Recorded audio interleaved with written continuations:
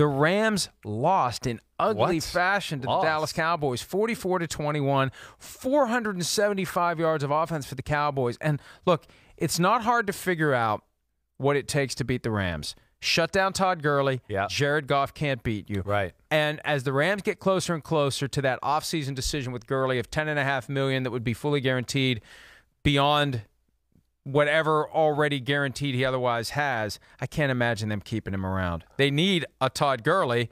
They just can't count on Todd Gurley to be Todd Gurley. They got to find another Todd Gurley. Good luck with that. Yeah, good luck with that is exactly right. And, the Cowboys played phenomenal. I mean, they dominated the football game. There's no other way to say it. Not only the run game, but really recently with the Rams, the game started with bootlegs and screens and things like that. And then they went to the run game, and the Cowboys never let that get off. And then to your point, yes, when that's taken away and then Gurley can't run, Goff is just not the type of guy. And that offense within the drop-back pass offense is just not the type of offense where he's going to carry it. It's just not.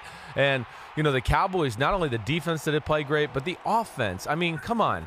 Let me make sure I get this straight. But 2 out of the first 3 drives of the football game. The first drive of the game for the Cowboys was 15 plays, 90 yards, 6 minutes and 21-second drive.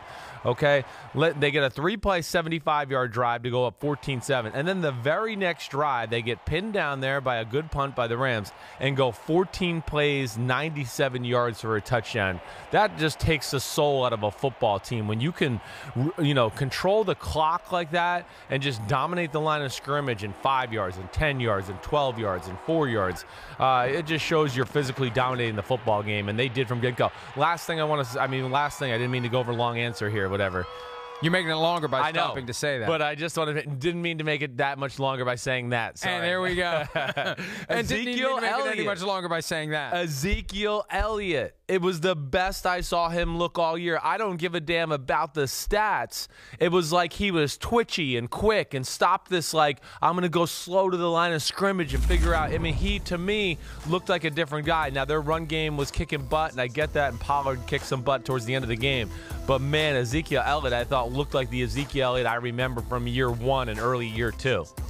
Elliott had 117 rushing yards on 24 carries. Pollard 131 on only 12.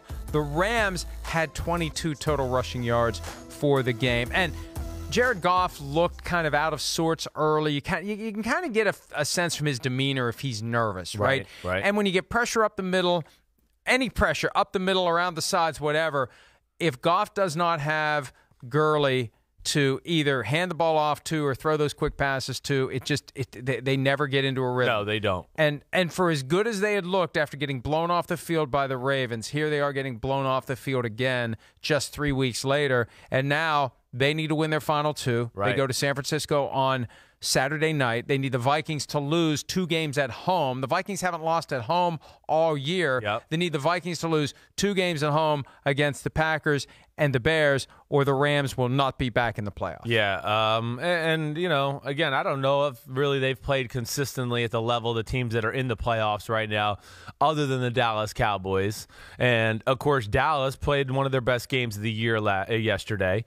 And the other thing is, I just think it shows us, and we've had this conversation a lot the last few weeks, Dallas, you can see when they put the game together the right way, they are a special football team. They have special, traits as far as just, again, they're so talented.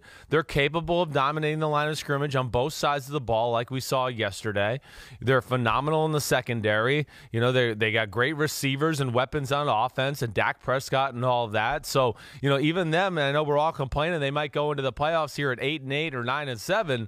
They're dangerous because their talent level and performances like yesterday show you they're capable of really messing with anybody in the league, no matter how good that team is. As I pointed out last Monday night during the Eagles-Giants game when New York was up 17-3 after one half, one of these crap teams in the NFC East is going to win the division, host a playoff game, and beat the 49ers or the Seahawks. And the good news for the Eagles and the Cowboys, they didn't look like crap teams yesterday.